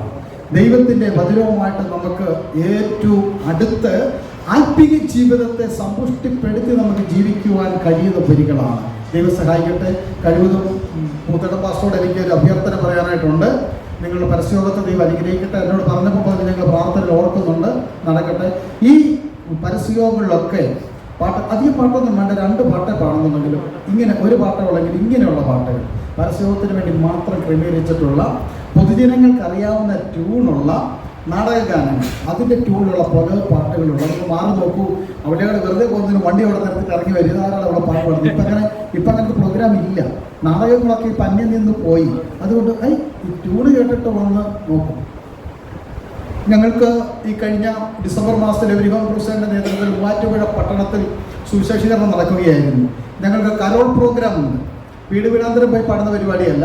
ഒരു വണ്ടി, അതിൻ്റെ ഒരു പ്ലാറ്റ്ഫോം റെഡിയാക്കി അതിനകത്തൊരു കൂടൊക്കെ വെച്ച് അലങ്കരിച്ച് കുറച്ച് സീക്വൻസൊക്കെ കെട്ടിത്തൂക്കി നക്ഷത്രമൊക്കെ ഇട്ട് ചില ഗിഫ്റ്റുകളൊക്കെ ഇങ്ങനെ വെച്ചിട്ട് അവിടെ പോയിട്ട് പരിപാടി നടത്തും. അവിടെ പോയിട്ട് നമ്മൾ ട്രാക്ക് വെച്ചിട്ടാണ് ചെയ്യുന്നതെങ്കിൽ തന്നെയും അത് പാട്ടം കൊണ്ട് തുടങ്ങുമ്പോൾ എല്ലാവരും അറിയപ്പെടുന്ന നല്ല ഹിറ്റായിട്ടുള്ള കരോൾ ഗാനം അവിടെ നല്ല ഞങ്ങളുടെ ഒരു സഹോദരിയുണ്ട്, ആലീസ് എന്ന് പറയും, ജെസ്സി, ഞങ്ങളിപ്പോൾ പ്രൊഫഷണലാണ്. പുള്ളിക്കാരൻ നമ്മുടെ സഹോദരൻ്റെ ഭാര്യയാണ്. പുള്ളിക്കാരത്തെ കൂടെ ഉണ്ടാവും. അവിടെ ചെന്നിട്ട് നല്ല മധുരമായ സ്വരത്തിൽ ഈ പാട്ടം കൊണ്ട് പാടുമ്പോൾ അതിലൂടെ വെറുതെ പോകുന്നമാർ ഒരു വണ്ടി നടത്തിട്ട് ഓടി വരിക അങ്ങോട്ട്. ഇവിടെ വന്ന് ഈ പാട്ട് കേൾക്കാൻ ഇഷ്ടമാണ്. അങ്ങനെ ഒരു 3-4 പാട്ട് പാടുമ്പോൾ ഒരു 100-150 ആൾക്കാരെ കൊണ്ട് കൂടി കഴിയുമ്പോഴാണ് അവരോട് നമ്മൾ പ്രോഗ്രാം അവതരിപ്പിക്കാൻ ഇടയായിത്തീരുന്നത്. നല്ല വിജയകരമായിരുന്നു. അതുപോലെ വെറൈറ്റി ആയിട്ട് ചെയ്യാൻ ഇടയായിത്തീർന്നാൽ ആൾക്കാരുടെ ശ്രദ്ധയെ നമുക്ക് പിടിക്കാനും ദൈവജനം കൊടുക്കാനായിട്ടും ഇടയായിത്തീരും. ദൈവം അങ്ങനെ സഹായിക്കട്ടെ. എന്നെ ക്ഷണിച്ചതിനായിട്ട് നന്ദി പറയുന്നു. ദൈവത്തിന് വചനം സംസാരിക്കുവാനായിട്ട് അവസരം ഒരുക്കി തന്നതിനായിട്ട് നന്ദി പറയുന്നു. ദൈവമായിരിക്കുന്ന കർത്താവ് നമ്മളെ അനുഗ്രഹിക്കുകയും നമ്മളെ സഹായിക്കുകയും ചെയ്യുമാറാകട്ടെ. ഇവിടെയുള്ള അനുഗ്രഹ ക്രിസ്ത്യൻ ചർച്ചിനെ ഓർത്ത് ഞങ്ങൾ പ്രാർത്ഥിക്കാറുണ്ട്. എല്ലാ ദൈവമക്കൾക്കും എല്ലാവർക്കും യേശു ക്രിസ്തുവിനുള്ളതായിരിക്കുന്ന എൻ്റെ സ്നേഹത്തെയും വന്ദനത്തെയും നന്ദിയും ഞാൻ അറിയിക്കുന്നു. തുടർന്ന് അല്പസമയം ദൈവജനത്തിൽ നിന്ന് ചിന്തിക്കുവാനായിട്ട് ആഗ്രഹിക്കുകയാണ്. ദൈവനാമം മഹത്വപ്പെടുത്തുവാൻ ആഗ്രഹിക്കുകയാണ്. അതിൻ്റെ മുന്നോടി എന്നുള്ള നിലയിൽ ചില കാര്യങ്ങളെ ഞാൻ ഓർപ്പിക്കാനായിട്ട് ആഗ്രഹിക്കുന്നു. നമ്മളെല്ലാവരും വാർത്തകൾ കേൾക്കുന്നവരാണ്, വാർത്തകൾ കാണുന്നവരാണ്, വാർത്തകൾ സൃഷ്ടിക്കുന്നവരാണ്. എന്താ ഞാൻ പറഞ്ഞേ? വായിക്കുന്നവരാണ്, മക്കളുള്ള ശ്രദ്ധിക്കണം. പിള്ളേരോടാണ് കൂടുതലായിട്ട് വരുന്ന മെസ്സേജ്. ഇടയ്ക്കാക്കളിങ്ങനെ ഓരോ ചോദ്യങ്ങൾ എന്തിനാണെന്നറിയാമോ? ഓർത്തിരിക്കാനാണ്. അപ്പോൾ വാർത്തകൾ കേൾക്കുന്നതിനേക്കാൾ കൂടുതൽ, വാർത്തകൾ കാണുന്നതിനേക്കാൾ കൂടുതൽ വാർത്തകൾ സൃഷ്ടിക്കാൻ നമുക്ക് താല്പര്യം കൂടുതലായിരിക്കും. TV വരുന്ന വാർത്ത ആയിരിക്കത്തില്ല. നമ്മുടെ ആ കമ്മ്യൂണിറ്റിയിൽ ഒരു സ്റ്റുഡൻ്റ് ആണെങ്കിൽ അവൻ്റെ ഫ്രണ്ട്സിൻ്റെ നടുവിൽ, നമ്മളാണെങ്കിൽ നമ്മുടെ കമ്മ്യൂണിറ്റിയുടെ നടുവിൽ, ഒരു ഫാമിലിയാണ് ഫാമിലിക്കാരുടെ നടുവിൽ ഞാനൊരു വെറൈറ്റി പേഴ്സണാണെന്ന് കാണിക്കാൻ എല്ലാവരും ശ്രമിക്കാറുണ്ട്. അപ്പം അതിൻ്റെ അർത്ഥം എന്നറിയാമോ? എന്നെ എല്ലാവരും ഒന്ന് നോട്ടീസ് ചെയ്യണം എന്നുള്ളതാണ് അതിൻ്റെ പിന്നിലെ ആഗ്രഹം എന്ന് പറയുന്നത്. നമ്മൾ ഈ വാർത്ത കാണുമ്പോൾ ഒരു സംഭവം ഒരിടത്ത് നടന്നാൽ വ്യത്യസ്ത ചാനലുകാർ അത് അവതരിപ്പിക്കുമ്പോൾ മറ്റവൻ അവതരിപ്പിച്ചതിനേക്കാൾ കുറച്ചും കൂടെ ക്വാളിറ്റിയോടും വൈഭവത്തോടും ആസ്വാദനതയോടും കൂടെ മറ്റുള്ളവരിലേക്ക് കടത്തണമെന്നാണ്, മറ്റുള്ളവരിലേക്ക് അറിയിക്കണമെന്നും മറ്റുള്ളവരെ അത് സന്തോഷിപ്പിക്കണമെന്നാണ് ഓരോ ചാനലുകാരും ആഗ്രഹിക്കുന്നത്. അല്ലേ? ഇങ്ങനല്ലേ? വാർത്ത ഒന്നാണ്, പക്ഷേ പറയുന്ന പലതരത്തിലാണ്. കഴിഞ്ഞ ആഴ്ചയിൽ ഞങ്ങളുടെ ടൗണിൽ നമ്മുടെ ബഹുമാന്യനായിരിക്കുന്ന പ്രൈം മിനിസ്റ്റർ വന്നു. അദ്ദേഹം വന്നു പ്രസംഗിച്ചു, അതിനോട് നടന്നു, മുണ്ടെടുത്തുകൊണ്ട് വന്നു, നമ്മുടെ കട്ടൻ കാപ്പിയൊക്കെ കുടിച്ചു. ഇത്രയേ കാര്യമുള്ളൂ. പക്ഷെ ഓരോ ചാനലുകാർ അതിൻ്റെ അവതരണവും വിശേഷണം കേട്ട് കഴിഞ്ഞാൽ നമുക്ക് ടൗണിൽ ചെന്നിട്ട് ആ കടയിൽ പോയി കട്ടൻ കാപ്പി കുടിക്കാൻ പോകും. അതാണ് അതിൻ്റെ വിഷയം. അപ്പോൾ വാർത്തയ്ക്കൊരു പഞ്ഞവുമില്ല. വാർത്ത മറ്റുള്ളവരെ അതിശയിപ്പിക്കാനാണ് എല്ലാ ജേർണലിസ്റ്റുകളും ആഗ്രഹിക്കുന്നത്. അതിശയിപ്പിക്കാൻ, ആശ്ചര്യപ്പെടുത്താൻ, അവരെ വണ്ടടിപ്പിക്കുക എന്നുള്ളതാണ് ലോകത്തിൻ്റെതായിരിക്കുന്ന ചിന്താഗതി. അതുപോലെ കാഴ്ചകൾ, ഈ കാണുന്ന കാഴ്ചകൾ പലതും കണ്ട് മറ്റുള്ളവരെ ആശ്ചര്യപ്പെടുത്തുന്ന, അവരെ വണ്ടടിപ്പിക്കുന്ന കാഴ്ചകൾ കാണിക്കാനായിട്ട് ആൾക്കാർ ശ്രമം നടത്താറുണ്ട്. അതുപോലെ തന്നെ നമ്മൾ ചിലപ്പോൾ ആശ്ചര്യപ്പെട്ട് അല്ലെങ്കിൽ വണ്ടടിക്കാറുണ്ട് ചിലരുടെ ജീവിതത്തിലെ മാറ്റം കണ്ടിട്ട്. ഇന്നലെ ചാലക്കുടിയിൽ കൂടി വെള്ളമൊക്കെ അടിച്ച് ബോധമില്ലാതെ തലകുത്തി നടന്ന ഒരുവൻ മാനസാന്തരപ്പെട്ട് രക്ഷിക്കപ്പെട്ട് ദൈവസഭയിൽ വന്ന് ദൈവത്തിൻ്റെ വചനവുമായിട്ട് സാക്ഷ്യം പറയുമ്പോൾ നമ്മളുടെ കണ്ണുകളൊക്കെ തള്ളിപ്പോകും. കാരണം എന്താ? നമ്മളതിൽ അത്ഭുതപ്പെട്ടു പോകുകയോ ഇങ്ങനെ ഒരു മാറ്റം ഉണ്ടാകുമോ? അപ്പോൾ നമ്മൾ ആശ്ചര്യപ്പെടാറുണ്ട്. എന്നാൽ ആശ്ചര്യപ്പെടുന്ന പ്രവൃത്തിയിലൂടെ നാം ജനത്തെയൊക്കെ ആശ്ചര്യപ്പെടുത്താൻ സാധിക്കും. വലിയ വീട് വെച്ച് മറ്റുള്ളവരെ അത്ഭുതപ്പെടുത്താൻ സാധിക്കും. വലിയ വില കൂടിയ വണ്ടി മേടിച്ച ആൾക്കാരെ ആശ്ചര്യപ്പെടുത്താൻ സാധിക്കും. നമ്മുടേതായിരിക്കുന്ന പ്രവൃത്തിയിലൂടെ മറ്റുള്ളവരെ നമുക്ക് അല്ലേ മറ്റുള്ളവർക്ക് നമ്മൾ വെറൈറ്റി ആകാനാണ് ആഗ്രഹം. ഇതാണ് ഈ ലോകത്തിൻ്റെ ഒരു പോക്ക്. അപ്പം നിങ്ങളുടെ മനസ്സിന് ഞാനൊന്ന് ഒരുക്കിയെടുക്കാൻ വേണ്ടിയിട്ടാണ് ഈ കാര്യം പറഞ്ഞത്. എല്ലാവരും അങ്ങനെയാണ്. ഒരാളെക്കാൾ ശ്രേഷ്ഠനാകാനായിട്ട് അല്ലെങ്കിൽ മറ്റുള്ളവരെക്കാൾ ഏറ്റവും ടോപ്പാണ് എന്ന് കാണിക്കാനായിട്ട് നമ്മൾ എന്ത് ചെയ്യും? നമ്മൾ ശ്രമിച്ചുകൊണ്ടിരിക്കും അല്ലേ? അങ്ങനെയാണ്. കുട്ടികളെല്ലാം അവിടെ ശ്രദ്ധിക്കുന്നുണ്ടോ? ഉണ്ടോ? ഇങ്ങനെ അവർക്ക് കണ്ടിങ്ങനെ പോയിക്കൊണ്ടിരിക്കും. ഞാനിപ്പോൾ എന്താ പറഞ്ഞതെന്ന് ചോദിച്ചാൽ നമുക്കറിയില്ല. ഇവിടെ ശ്രദ്ധിക്കണേ, ഒരു കഥ പറയാൻ പോവുക. ചോദിക്കില്ല, ചോദ്യങ്ങൾ ചോദിക്കും. അപ്പം പറഞ്ഞ താല്പര്യം, ഈ അത്ഭുതങ്ങൾ നടന്നുകൊണ്ടിരിക്കുമ്പോൾ ഒരു കാര്യം നമ്മൾ ചിന്തിക്കാറുണ്ടോ? നമ്മുടെ ജീവിതത്തിലെ വിശ്വാസം കൊണ്ടും നമ്മുടെ ജീവിതത്തിലെ പ്രവൃത്തി കൊണ്ടും നമ്മുടെ ജീവിതത്തിലെ അച്ചടക്കം കൊണ്ടും നമ്മുടെ നാഥനായിരിക്കുന്ന യേശു കർത്താവിനെ ഒന്ന് ആശ്ചര്യപ്പെടുത്തുവാൻ നമ്മൾ ശ്രമിക്കാറുണ്ടോ? ഇന്നത്തെ പ്രസംഗത്തിൻ്റെ പ്രമേയമാണ് ഞാനീ പറഞ്ഞത്.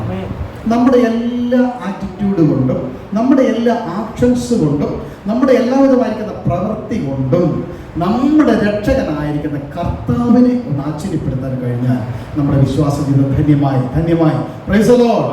അതിനുവേണ്ടി ദൈവം ഈ 2024 ഇവിടെയുള്ള ഈ അസംബ്ലി ചർച്ചിനെ അനുഗ്രഹിക്കട്ടെ എന്ന് ഞാൻ പ്രാർത്ഥിക്കുന്നു. നമുക്ക് വിഷയത്തിലേക്ക് കടക്കുവാനായിട്ട് ഞാൻ പോവുകയാണ്. 3 വാക്യങ്ങൾ, 3 സംഭവങ്ങൾ, 3 തീരുമാനങ്ങൾ. എൻ്റെ പ്രസംഗത്തിൻ്റെ കണ്ടന്റ് ഞാൻ പറയാം. എന്താന്ന് പറഞ്ഞ് 3 വാക്യങ്ങൾ, 3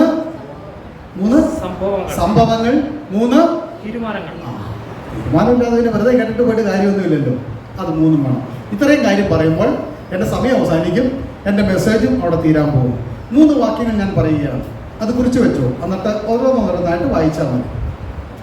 മർക്കോസ് എഴുതിയ സുവിശേഷം 6-ാമത്തെ അധ്യായം 6-ാമത്തെ വാക്യം 1-ാമത്തെ വാക്യമാണ്. 2-ാമത്തെ വാക്യം ലൂക്കോസ് എഴുതിയ സുവിശേഷം 7-ാം അധ്യായം 9-ാമത്തെ വാക്യം. ലൂക്കോസ് എഴുതിയ സുവിശേഷം 7-ാം അധ്യായം 9-ാമത്തെ വാക്യം. 3-ാമത്തെ വാക്യം എന്ന് പറയുന്നത് റോമാലേഖനം 12-ാം അധ്യായം അതിൻ്റെ 11-ാമത്തെ വാക്യം. ഈ 3 വാക്യങ്ങളെ ഞാനിന്ന് നിങ്ങളെ കൊണ്ട് വായിപ്പിക്കത്തുള്ളൂ. അതിൻ്റെ ആവശ്യമേ നമുക്കുള്ളൂ. അധികം വാക്യം വായിച്ച സമയം കളയാനൊന്നും ഞാൻ തയ്യാറല്ല. ഈ 3 വാക്യം മതി ഇന്നത്തെ നമ്മുടെ ചിന്തയ്ക്ക് വേണ്ടിയിട്ട്. അപ്പോൾ ആ 3 വാക്യങ്ങളിൽ ആദ്യത്തെ ഒരു വാക്യം നമ്മളിപ്പോൾ വായിക്കാൻ പോവുകയാണ്. ബൈബിളുള്ള എല്ലാവരും ആ പുസ്തകത്തിൽ ഈ വാക്യം എടുത്തോളണം. ബൈബിൾ ഇല്ലാതെയാണ് ആരെങ്കിലും ഇവിടെ വന്നിട്ടുണ്ടെങ്കിൽ ബൈബിൾ നിങ്ങൾക്ക് ഇല്ലെങ്കിൽ എന്നോട് പറഞ്ഞാൽ മതി, നിങ്ങൾക്ക് ബൈബിൾ ഞാൻ തരാം. ഇന്ന് തരത്തില്ല, അടുത്ത ദിവസം എത്തിച്ചു തരാം. അപ്പോൾ ബൈബിളും കൊണ്ട് വേണം ആരാധനയ്ക്ക് വരുവാൻ. കാരണം ഇത് വേറെ പരിപാടിയൊന്നുമല്ല. ജീവനുള്ള ദൈവത്തിൻ്റെ ജീവനുള്ള വചനം നമ്മുടെ കയ്യിലിരിക്കുന്നതാണ്. അതിനകത്ത് എടുത്ത് നമ്മളത് നോക്കണം. എന്താണ്? വിശുദ്ധ മർക്കോസിന്റെ സുവിശേഷം 6-ാം അധ്യായം 6-ാമത്തെ വാക്യം നമുക്ക് വായിക്കാം.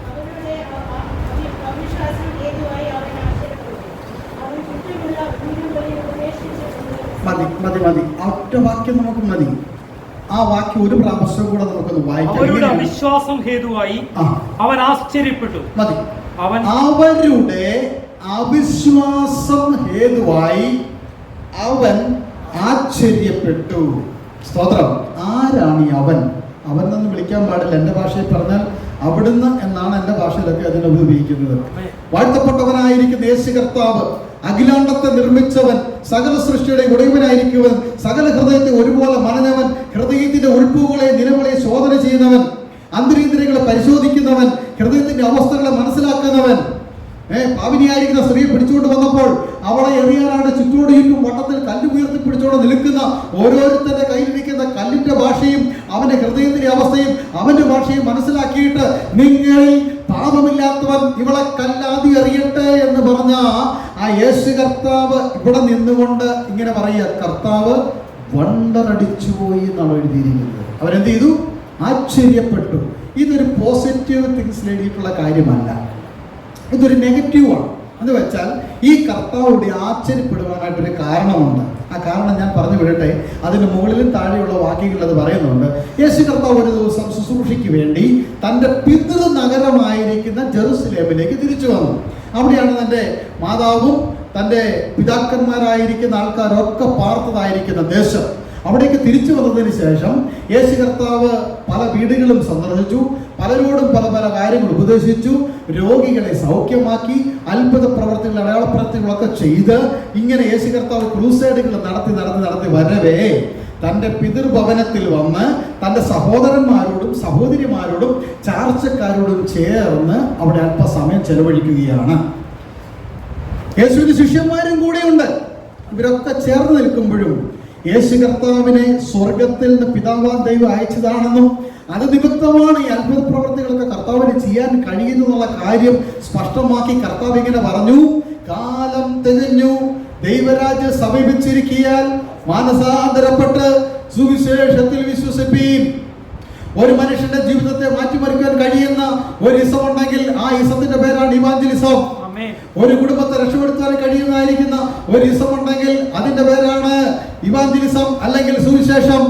തകർന്നുപോയി ആത്മഹത്യയുടെ വക്കിൽ നിൽക്കുന്ന ഒരു വ്യക്തിയെ മുൻപോട്ട് കൊണ്ടുവന്ന് സ്മാർട്ടായിട്ട് നടത്തുവാൻ കഴിയുന്നതായിരിക്കുന്ന ഒരു യഥാർത്ഥമായിരിക്കുന്ന ഒരു സന്ദേശമുണ്ടെങ്കിൽ ആ സന്ദേശത്തിന്റെ പേരാണ് സുവിശേഷത്തിന്റെ സന്ദേശം. ആ സന്ദേശം കർത്താവോട് പങ്കുവെക്കുകയാണ്. കർത്താവ് ഇങ്ങനെ പറയുന്നു: മാനസാന്തരപ്പെട്ട് സുവിശേഷത്തിൽ വിശ്വസിപ്പീൻ. ഈ വായിച്ചതായിരിക്കുന്ന വാക്യത്തോട് ചേർന്ന് വരുമ്പോൾ അവന്റെ സഹോദരന്മാർ അവരിൽ വിശ്വസിച്ചില്ല, അവന്റെ പിതൃഭവനക്കാർ അവരിൽ വിശ്വസിച്ചില്ല. എന്തിനു പറയുന്നു? അവന്റെ ഒപ്പം നടന്ന ശിഷ്യന്മാര് കൂടി കർത്താവിൽ വിശ്വസിച്ചില്ല. അത് കണ്ടപ്പോഴാണ് കർത്താവ് എന്ത് ചെയ്തത്? അവരുടെ അവിശ്വാസ ഹേതുവായി യേശു തമ്പുരാൻ ആശ്ചര്യപ്പെട്ടു. അവിടെ ഒന്നും ചെയ്തിട്ട് കാര്യമില്ലെന്ന് കർത്താവിന് മനസ്സിലായി. കർത്താവ് അത് മാറിക്കളയുകയാണ്. നമ്മൾ ഈ ഭാഗം വായിക്കുമ്പോൾ ഈ പിതൃഭവനത്തിൽ നിന്ന് കർത്താവ് മാറിപ്പോകുന്നതായിട്ട് നമുക്ക് കാണുവാൻ സാധിക്കുന്നു. എന്തെല്ലാം അത്ഭുതങ്ങൾ സംഭവിച്ചവർ, എന്തെല്ലാം അത്ഭുത പ്രവൃത്തി കണ്ടവർ, 12 കൊട്ട നിറച്ചെടുത്ത അപ്പനുറുക്കുകൾ തിന്ന് വീണ്ടും ഭക്ഷിച്ചവർ, കർത്താവ് ഉണ്ടാക്കി കൊടുത്ത മീനിന്റെ ടേസ്റ്റുള്ള മീൻ ആ നാട്ടിലുണ്ടായിട്ടില്ലെന്ന ചരിത്രത്തിൽ പറയുന്നത്, അത് ഭക്ഷിച്ചവർ, യേശുവിന്റെ പുറകെ 12 കൊട്ട നിറച്ചുകൊണ്ടുപോയ ശിഷ്യന്മാർ, ഈ അത്ഭുതങ്ങളെല്ലാം കണ്ടിട്ടും ജീവനാഥനായിരിക്കുന്ന യേശു കർത്താവിനെ അവരെന്ത് ചെയ്യുന്നറിയാമോ? തള്ളിപ്പറഞ്ഞു. സ്തോത്രം. അവന്റെ അത്ഭുതത്തിൽ അവർ വിശ്വസിച്ചില്ല. ഇവിടെ ഞാൻ പറയാനിടയായി തീർന്ന 1-ാമത്തെ വാക്യവും അതിൽ 1-ാമത്തെ സംഭവം എന്ന് പറഞ്ഞത് അവർക്ക് യേശുവിൽ വിശ്വസിക്കുവാൻ കഴിയാതെ അവർ യേശു കർത്താവിനെ തള്ളിക്കളഞ്ഞു. കർത്താവ് ദുഃഖത്തോടുകൂടെ അവിടെ നിന്ന് കടന്നു പോവുകയാണ്. ഇനി 2-ാമത്തെ വാക്യത്തിലേക്ക് നമുക്ക് വരാം. 2-ാമത്തെ വാക്യം വിശുദ്ധ ലൂക്കോസിന്റെ സുവിശേഷമാണ്, 7-ാം അധ്യായം അതിന്റെ 9-ാമത്തെ തിരുവചനം.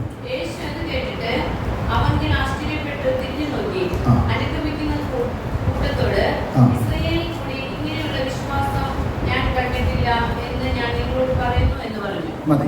ഈ വായിച്ച വാക്യത്തിൽ 9-ാമത്തെ വാക്യത്തിൽ ഇങ്ങനെ പറഞ്ഞു: യേശു അത് കേട്ടിട്ട് അവങ്കിൽ ആശ്ചര്യപ്പെട്ട് തിരിഞ്ഞ് നോക്കി. നമ്മളത് വായിച്ചുവല്ലോ. രണ്ടാമതും യേശു കർത്താവ് ആശ്ചര്യപ്പെടുന്ന രംഗം നാം ഇവിടെ കാണുകയാണ്. 3 വാക്യങ്ങളിൽ അത് 1-ാമത്തെ വാക്യം കഴിഞ്ഞു, 2-ാമത്തെ വാക്യം. 3 സംഭവങ്ങളിൽ 1-ാമത്തെ സംഭവത്തെ ആശ്ചര്യം കഴിഞ്ഞു, 2-ാമത്തെ സംഭവത്തിലേക്ക് നാം എത്തിച്ചേർന്നിരിക്കുകയാണ്. കർത്താവ് ഇവിടെയും ഒരു ആശ്ചര്യപ്പെടുന്ന അവസ്ഥ കാണുകയാണ്. ഇവിടെ എന്താണെന്ന് കാണുന്നത്? അവങ്കൽ ആശ്ചര്യപ്പെടുക മാത്രമല്ല, കർത്താവ് എന്ത് ചെയ്തു? തിരിഞ്ഞു നോക്കി. അപ്പൊ കർത്താവ് ആശ്ചര്യപ്പെടാനായിട്ട് ഇവൻ ചെയ്ത പ്രവൃത്തി കർത്താവ് കണ്ടുകൊണ്ടല്ല, ആത്മാവിൽ കണ്ടുകൊണ്ട്. ഇവൻ ആരാന്നറിയാലൊന്ന് തിരിഞ്ഞു നോക്കിയെന്ന് അവിടെ കാണുന്നത്. അപ്പോൾ അവിടെ നിൽക്കുന്നു അവിടുത്തെ യഹൂദ ദേശാധിപതി ആയിരിക്കുന്ന ആ അന്ന് ഭരിച്ചുകൊണ്ടിരിക്കുന്ന കൈസരുടെ ആ പട്ടാളത്തിന്റെ ഉന്നതം വഹിക്കുന്ന ഒരു ലഫ്റ്റനന്റ് കേണലായിരിക്കുന്ന ഒരു വ്യക്തി ഇതാ വിറച്ചുകൊണ്ട് അവിടെ നിൽക്കുകയാണ്. അവനെ നോക്കിക്കൊണ്ടാണ് കർത്താവ് ആശ്ചര്യപ്പെട്ട് തിരിഞ്ഞു നോക്കുന്നത്. പ്രിയമുള്ളവരെ, തിരുവചനത്തെ നമ്മൾ പഠിക്കുമ്പോൾ ഉൽപ്പത്തി പുസ്തകം മുതൽ വെളിപ്പാട് പുസ്തകം വരെ ദീർഘമായിരിക്കുന്ന 66 പുസ്തകങ്ങൾ പരിശോധിച്ചാൽ ദൈവത്തിന്റെ പ്രവൃത്തിയും ദൈവത്തിൻ്റെതായിരിക്കുന്ന അത്ഭുതങ്ങളും കണ്ടുകൊണ്ട്, ദൈവം ചെയ്തിട്ടുള്ളതായിരിക്കുന്ന വീര്യപ്രവർത്തികൾ കണ്ടുകൊണ്ട് ലോക ജനങ്ങൾ മുഴുവൻ ആശ്ചര്യപ്പെട്ടിട്ടുണ്ട്. ഇല്ലേ? ആശ്ചര്യപ്പെട്ടിട്ടുണ്ട്. ഫറവോന്റെ അടിമത്തിൽ നിന്ന് വിടുവിച്ചുകൊണ്ടുവന്ന ലക്ഷോപലക്ഷം വരുന്ന ഇസ്രായേൽ മക്കൾ സമുദ്രത്തെ വിഭാഗിച്ചുകൊണ്ട് അക്കരെ കടന്നു കണ്ടപ്പോൾ അവിടെ ഉള്ളതായിരിക്കുന്ന ഈജിപ്തുകാർ മുഴുവൻ ആശ്ചര്യപ്പെട്ടു. അവരെ പിടിക്കുവാനായിട്ട് പുറകെ വന്ന ഫറവോന് സൈന്യവും ആശ്ചര്യപ്പെട്ട് ശ്വാസം തീരുന്നതിനപ്പുറം കണ്ണിങ്ങനെ ആശ്ചര്യപ്പെട്ട് നിൽക്കുന്ന കണ്ണ് അങ്ങനെ തന്നെ ഇരുന്നല്ല അതിനകത്ത് പോയി ചത്തുപോയി. ഇല്ലേ? ഇതൊക്കെ ദൈവത്തിന്റെ അത്ഭുത പ്രവർത്തികളാണ്. ഇത് കണ്ടുകൊണ്ട് ലോകജനങ്ങൾ ആശ്ചര്യപ്പെട്ടിട്ടുണ്ടെങ്കിലും ഈ ലോകത്തിന്റെ അണ്ടകടാക ശില്പിയായിരിക്കുന്ന ദൈവം തമ്പുരാൻ ആശ്ചര്യപ്പെട്ടവർ മൂന്ന് അവസ്ഥകൾ മാത്രമേ തിരുവചനത്തിൽ നമ്മൾ കാണുന്നുള്ളൂ. അതിൽ രണ്ടാമത്തെ ഭാഗമാണ് ഞാനിവിടെ വായിച്ചത്. ഒന്ന്, കർത്താവ് ആശ്ചര്യപ്പെട്ടത് അവരുടെ അവിശ്വാസം കണ്ടിട്ടാണ്, ദുഃഖത്തോടു കൂടിയുള്ളതായിരിക്കുന്ന ഒരാശ്ചര്യം. രണ്ടാമത് കാണുന്നത് ഇവിടുത്തെ ശതാധിപനായിരിക്കുന്ന വ്യക്തിയെ കണ്ടുകൊണ്ട് അവന്റെ വിശ്വാസം കണ്ടുകൊണ്ട് കർത്താവ് ആശ്ചര്യപ്പെടുകയാണ്. Price the Lord. എന്തായിരുന്നു അവന്റെ വിശ്വാസം? അവന്റെ വിശ്വാസത്തെ കുറിച്ച് ഇവിടെ പറയുകയാണ്. അവൻ പറയുന്നു, കർത്താവേ, ഞാനൊരു ശതാധിപനാണ് എന്ന് വെച്ചാൽ അവിടെയുള്ളതായിരിക്കുന്ന പട്ടാളക്കാരുടെ മേധാവിയാണ്. അവൻ യേശുവിനോട് പറയുന്നതായിരിക്കുന്ന ഒരു കാര്യമുണ്ട്, എൻ്റെ കീഴിൽ ധാരാളം ജോലിക്കാരുണ്ട്. ഒരുവനോട് വരാൻ പറഞ്ഞാൽ അവൻ വരുന്നു, മറ്റൊരുത്തനോട് പോകാൻ പറഞ്ഞാൽ അവൻ പോകുന്നു. എൻ്റെ വാക്ക് തീരുന്നതിനിപ്പുറം അവർ അനുസരണയുള്ളവരായിരിക്കുന്നു. അത്രയും അതോറിറ്റി ഉള്ളവനായിരിക്കുന്ന എനിക്ക് ഒരു പ്രശ്നമുണ്ട്. എന്താണ് ആ പ്രശ്നം എന്നറിയാമോ? എൻ്റെ വീട്ടിലെ എൻ്റെ ദാസൻ രോഗിയായിട്ട് കിടന്നാൽ ആ ദാസന് സൗഖ്യം കൊടുക്കുവാനുള്ള കഴിവെനിക്കില്ല. Praise the lord, praise the lord. അതിന്റെ ആഴത്തിലേക്ക് ഇറങ്ങി ചിന്തിച്ചു നോക്കിക്കേ. അധികാരം കൊണ്ട് പലതും നമ്മുടെ ചൊൽപ്പടിയിലാക്കാൻ നമ്മളെ കൊണ്ട് കഴിഞ്ഞെന്ന് വന്നേക്കാം. അധികാരം കൊണ്ട് പല കാര്യങ്ങളും നേടിയെടുക്കുവാൻ നമ്മളെ കൊണ്ട് കഴിഞ്ഞെന്ന് വന്നേക്കാം. അധികാരം കൊണ്ട് പല കാര്യങ്ങളും നമുക്ക് ചെയ്ത് മറ്റുള്ളവരെ വിറപ്പിക്കുവാൻ നമ്മളെ കൊണ്ട് കഴിഞ്ഞെന്ന് വന്നേക്കാം. നിസ്സാരം പനി പിടിച്ച് കിടക്കുന്ന ഒരു ദാസന് സൗഖ്യം കൊടുക്കുവാൻ കഴിവില്ലാത്തവരാണ് ഈ ലെഫ്റ്റനന്റ് കേണൽ. മനസ്സിലാക്കണം. നമ്മൾ അത്രയ്ക്ക് കൊണ്ട് പ്രിയമുള്ളവരെ, നമ്മൾ ആൾക്കാരെ ഒക്കെ വരട്ടാനും ഞെട്ടിക്കാനും ഒക്കെ നമ്മൾ പുതിയ പുതിയ കോസ്റ്റ്യൂംസ് ഒക്കെ ഇട്ട് നമ്മൾ മറ്റുള്ളവരെ ഞെട്ടിക്കും. പുതിയതായിരിക്കുന്ന മോഡലൊക്കെ ഉണ്ടാക്കി നമ്മൾ മറ്റുള്ളവർ കല്യാണത്തിനൊക്കെ ചെല്ലണം, അവിടെയൊക്കെ പോകുന്നത് കാണണം. മറ്റുള്ളവരൊക്കെ മാറി നിൽക്കും ഇവരുടെ വരവ് കണ്ട. എത്ര കാശ് മുടക്കി, എത്ര സമയം ചിലവാക്കി. ഒരു കോസ്റ്റ്യൂം ഇട്ട് ഒരു മേക്കപ്പ് അടിക്കണമെങ്കിൽ അരമണിക്കൂർ ബ്യൂട്ടി പാർലറിൽ പോയിട്ട് ഇരുന്ന് വന്നു കഴിയുമ്പോൾ എത്ര 1000 രൂപയാവുമെന്ന് പോയവർക്ക് അറിയത്തുള്ളൂ. ഞാൻ പോയിട്ടില്ലെങ്കിൽ എനിക്കറിയാം.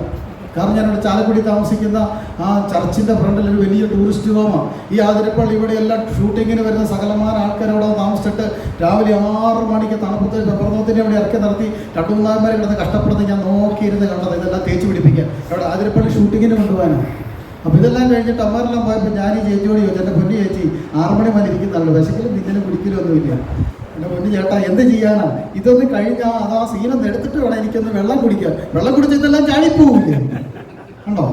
അത്രയും നേരം ഈ 60 മണിക്കൂർ അതിനവിടെ നിന്ന് ഒരുക്കിയതിൻ്റെ ചിലവ് എത്രയാണെന്ന് ചോദിച്ചപ്പോൾ അതിൻ്റെ മേക്കപ്പ്മാൻ പറയാം 2 ലക്ഷം രൂപ. അതിനുപയോഗിക്കുന്ന സാധനങ്ങളുടെ സ്പ്രേയുടെയും ഇതിനുപയോഗിക്കുന്ന സാധനങ്ങളുടെ എല്ലാം അയാളുടെ അന്നത്തെ ചിലവ് എന്ന് പറഞ്ഞ് 2 ലക്ഷം രൂപയാണ്. ഇതുവരെ കാണിച്ചിട്ട് നടക്കുന്ന ജനങ്ങൾ ഈ ലോകത്തുണ്ടെന്ന് നമ്മുടെ കേരളത്തിൽ, നമ്മുടെ ഈ തൃശ്ശൂരുണ്ടെന്നുള്ള കാര്യം മറന്നു പോകരുത്. നമ്മളിങ്ങനെ ഞെട്ടിച്ചോട് നടക്കുമ്പോൾ ഒരു കാര്യം മനസ്സിലായിക്കോണം. നമ്മൾ എടുത്തു വെച്ച് നടക്കുന്ന നമ്മുടെ കാലിൻ്റെ ഒരു ഞരമ്പ് ചെറുതായിട്ട് നുളിക്കാൻ മതി, നമ്മളെ കുഴഞ്ഞവിടെ വീഴും എന്ന് പറയുന്നു. ഇങ്ങോട്ട് നിൽക്കുന്ന ഈ തല അങ്ങോട്ട് തെറ്റിക്കുമ്പോൾ ഒരു ഞരമ്പിനൊരു ചെറിയ ഉളുക്ക് വന്നാൽ മതി, നമ്മുടെ തല നേരെ പടിഞ്ഞാട്ടോട്ട് തന്നെ തിരിഞ്ഞിരിക്കും. അത്രയും ഉള്ളം. എന്തിനാ ഇങ്ങനെ നടക്കുന്നത്? യാക്കോബയിൽ ഇങ്ങനെ ചൊല്ലുന്നുണ്ട്, ഇങ്ങനെ നടക്കുന്ന മനുഷ്യൻ, ഈ ഒന്നിനും കൊള്ളാത്തായിരിക്കുന്ന മനുഷ്യൻ എന്തിനാണ് ഇവർ ഇത്ര വലിയവനാണെന്ന് കാണിക്കുന്നത്? മരണം വന്ന് പിടിക്കുമ്പോൾ ദേ കിടക്കുന്നു താഴെ. അത്രയേ ഉള്ളൂ. അതുകൊണ്ട് പ്രിയമുള്ളവരെ, മറ്റുള്ളവരെ ഞെട്ടിക്കാൻ നമ്മൾ തയ്യാറാണ് പല കാര്യത്തിലും. പ്രത്യേകിച്ച് തൃശ്ശൂരുള്ളവർക്ക്, ഞാനും തൃശ്ശൂരുകാരനാണല്ലോ എന്ന് പറയട്ടെ, വീടിന് ഭംഗി കൂട്ടാറുണ്ട് ഭയങ്കര. ഈ ഡിസംബർ മാസം ജനുവരി മാസം ആകുമ്പോൾ വീടൊന്നും കാണത്തില്ല, ലൈറ്റ് കൊണ്ടങ്ങ് പൊതിഞ്ഞുണ്ടാക്കിയിരിക്കുക. അപ്പുറത്തെടുത്തവനേക്കാൾ കൂടുതൽ ഇവിടെ കിട്ടണം. ഞങ്ങളുടെ ഭാഗത്ത് അടി വരെ ഉണ്ടായി ഡിസംബർ മാസത്തിൽ. എന്തിനാണെന്നറിയാമോ? ഈ ലൈറ്റ് കിട്ടാൻ വേണ്ടിയിട്ട് നേരത്തെ ബുക്ക് ചെയ്ത് ഈ ലൈറ്റ് കൊടുക്കുന്ന കടയിൽ, സഹോദരൻ്റെ കടയിൽ ഒരു സഹോദരനാണ് ചെയ്യുന്നതാണ്, ബുക്ക് ചെയ്തിരുന്നു. ഇത്ര ലൈറ്റ് ഇത്ര നാളെ ഞങ്ങൾക്ക് വേണമെന്ന്. ഈ പണിക്കാർക്ക് ഇതറിയാതെ ഇവരെടുത്തുകൊണ്ട് വേറെ ആൾക്ക് കൊണ്ടുവന്ന് ഫിറ്റ് ചെയ്ത് കൊടുത്തു. ലൈറ്റിന് ബുക്ക് ചെയ്ത ആൾ വന്നപ്പോൾ കൊടുക്കാനില്ലാതെ വന്നു. അവർ വെറുതെ വിടുവോ? എടാ, നീ ഞങ്ങളുടെ ക്രിസ്തുമസ് നശിപ്പിച്ചില്ല. അപ്പൊ ക്രിസ്തുമസ് ഇരിക്കുന്നത് എവിടെയാ? അത് ഷൈൻ ചെയ്യാൻ വേണ്ടിയിട്ടാണ്. ആ നിലയിൽ ആ വീടിന് ഷൈനിങ് ആക്കാനാണ്. ഒരു കണക്കിനെ പറഞ്ഞാൽ അവരുടെ ക്രിസ്തുമസ് നശിച്ചു. അവരുടെ വിദേശത്ത് നാട്ടിൽ നിന്ന് വരുന്ന ആൾക്കാരും ഫ്രണ്ട്സും അവരെല്ലാം വിളിച്ച് വലിയ ഫീസ്റ്റ് നടത്തുമ്പോൾ മനോഹരമാക്കാൻ ഉദ്ദേശിച്ച സാധനം കിട്ടിയില്ല. അവന് ദേഷ്യം വന്നു, മറ്റവന്റെ കൊങ്ങാക്കി പിടിച്ചു, ഞെക്കി, പ്രശ്നമായി, പോലീസ് കേസായി. ഇതേ പോയിട്ട് ഇന്ന് കോടതിയില്ല, നാളെ പോയിട്ട് അയ്യന്തോട് വരിക്ക് നിൽക്കുന്നത് കാണാം. ഓ, എന്തിനു വേണ്ടിയിട്ടാ? അവൻ മറ്റുള്ളവരെ ഞെട്ടിക്കാൻ നോക്കി, അവസാനം അവനിപ്പം ഞെട്ടി നടക്കും. ഇതാണ് നമുക്കും പറ്റുന്നത്. അതുകൊണ്ട് പ്രിയമുള്ളവരെ, അതിശയപ്പെടുത്താനായിട്ട് നമ്മളെ കൊണ്ട് കഴിയും.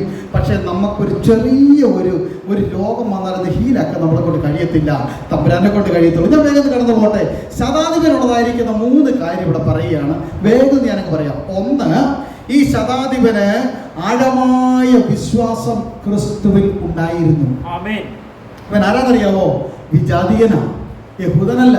വിജാതി എന്ന് പറഞ്ഞാൽ, വിജാതിനെ കുറിച്ച് ബൈബിളിൽ പറഞ്ഞിരിക്കുന്നത് പട്ടിക്കുട്ടികളെന്നാണ് പറയുന്നത്, നായ്ക്കളെന്നാണ് പറയുന്നത്. മക്കൾക്ക് കൊടുക്കാൻ വെച്ചിരിക്കുന്നത് നായ്ക്കുട്ടികൾക്ക് ഞാൻ ഇട്ട് കൊടുക്കുമോ? ആര് പറഞ്ഞതാ? കർത്താവ് തന്നെ പറഞ്ഞതാ. അപ്പൊ അതിൽപ്പെട്ട ഒരുവനാണ് ഇവൻ. യഹൂദരുമായിട്ട് യാതൊരു ബന്ധവുമില്ല. അവന്റെ അടുത്ത് വന്നിട്ട് ദൈവമെന്ന് വിളിക്കാൻ യോഗ്യതയില്ല. അവരുടെ കമ്മ്യൂണിറ്റി കയറി വരാൻ യോഗ്യതയില്ലാത്തായിരിക്കുന്ന വിജാതിനായിരിക്കുന്ന ഒരു ശതാധിപനിൽ എന്തുണ്ടായിരുന്നു? യേശു കർത്താവിൽ ആഴമേറിയ ഒരു വിശ്വാസം ഉണ്ടായിരുന്നു. രണ്ടാമത്തെ പറയാണ്, തൻ്റെ അയോഗ്യത തുറന്ന് സമ്മതിക്കുന്നു. അതാണ് കർത്താവിനോട്, കർത്താവെ ഒരുത്തോട് വരാൻ പറഞ്ഞാൽ വരുന്നു, ഒരുത്തോട് പോകാൻ പറഞ്ഞാൽ പോകുന്നു, എന്ത് ഫുഡ് വേണമെന്ന് പറഞ്ഞാൽ അവിടെ ഉടനെ എത്തുന്നു. ഇതെല്ലാം ഉണ്ട്. പക്ഷേ എനിക്ക് എൻ്റെ ദാസനെ ഒന്ന് സൗഖ്യമാക്കാനോ സുഖപ്പെടുത്താനോ കഴിവില്ല കർത്താവേ എന്ന് പറയുകയാണ്. അവൻ പറയുന്നു, യേശുവേ, അങ്ങയുടെ കരുണയ്ക്കായി ഞാൻ യാചിക്കുന്നു, അങ്ങയുടെ മുമ്പിലേക്ക് എന്നെ സമർപ്പിക്കുന്നു. എൻ്റെ ആരോഗ്യം ഒന്നുമല്ല, എൻ്റെ ബ്യൂട്ടി ഒന്നുമല്ല, എൻ്റെ ഫിനാൻഷ്യൽ സൗണ്ട് ഒന്നുമല്ല, എൻ്റെ മറ്റുള്ളതായിരിക്കുന്ന ആഡംബരങ്ങളൊന്നുമല്ല.